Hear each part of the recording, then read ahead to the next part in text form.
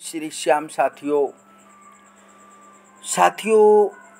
पितरों की शांति तथा मातृ ऋण और पितृदोष कालसर्प योग आदि ऋण दोषों का निवारण किस प्रकार से होता है,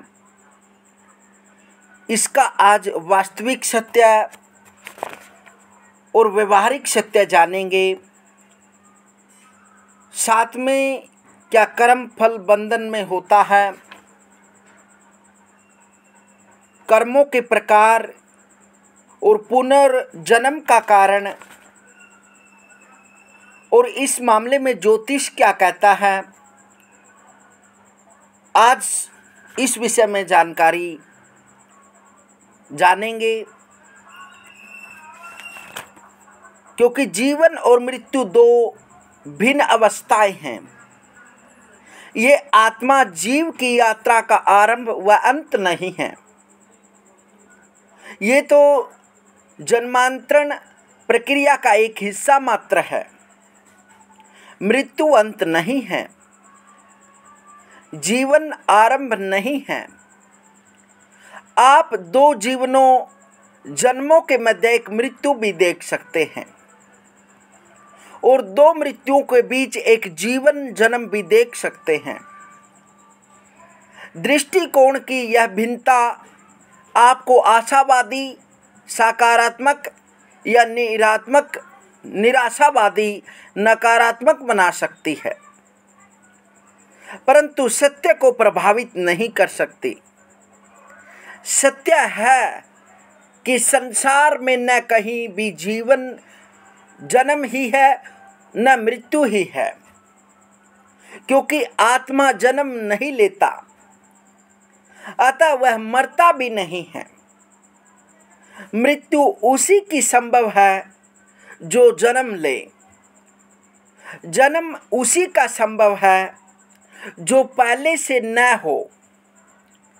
आत्मा सनातन है, वह तो सदैव ही है, उसका ना होना संभव ही नहीं है।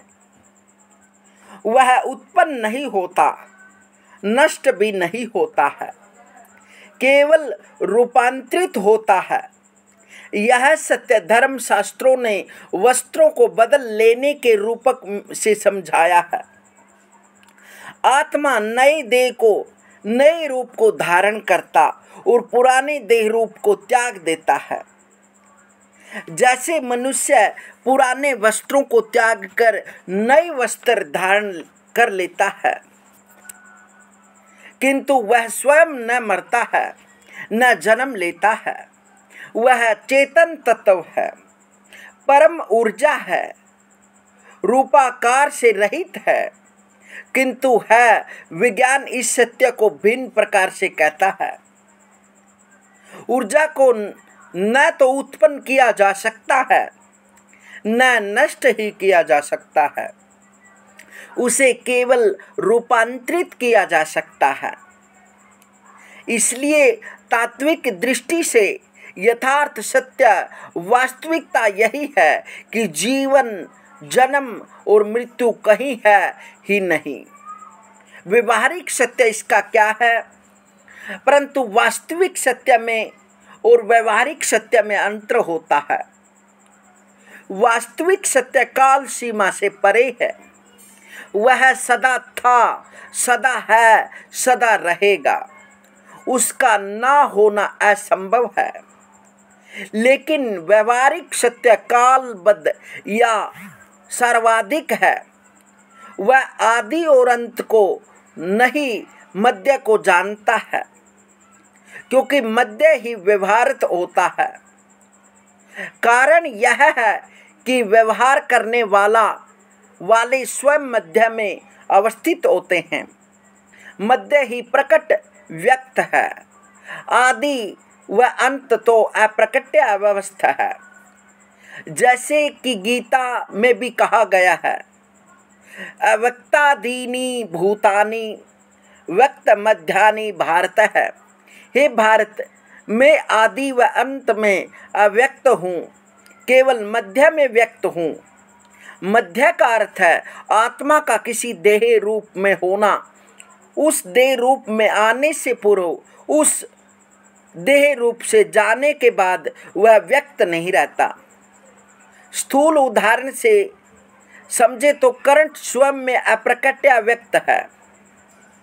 वह बिजली की तारों में रहते हुए भी व्यक्त नहीं रहता, किंतु जब वह पंखे या बल्ब आदि किसी रूप देह से संयुक्त हो जाता है तो उसके जीवंत सक्रिय हो जाने से व्यक्त प्रकट हो जाता है।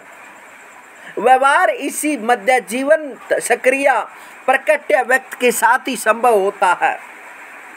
अतः व्यवहारिक सत्य समग्र न होने से भिन्न प्रतीत होता है।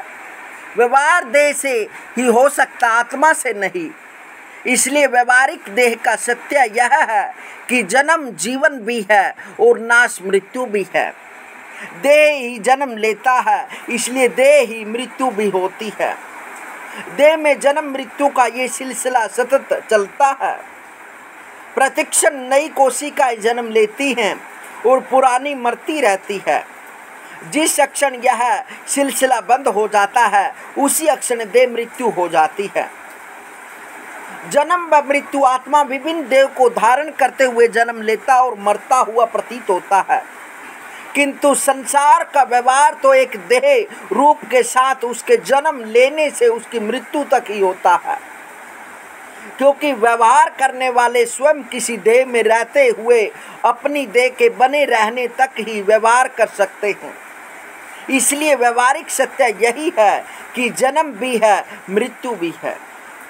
कर्म फल बंधन, देह के जन्म से उसके विनिष्ट या मृत हो जाने तक जीव संसार के प्रति और अन्य संसार उस जीवन के प्रति व्यवहार करते हैं। दूसरे शब्दों में कहा जाए तो सांसारिक व्यवहार के लिए जीवन अनेकों कर्म करता है। विशेषतः मनुष्य, क्योंकि मानव योनि देह कर्म योनि है, अतः कर्म के अभाव में जीवन संभव नहीं है और प्रत्येक कर्म अपने फल से प्रतिबंधित है। इसलिए कर्ता भी उस फल को भोगने के लिए प्रतिबंधित हो जाता है।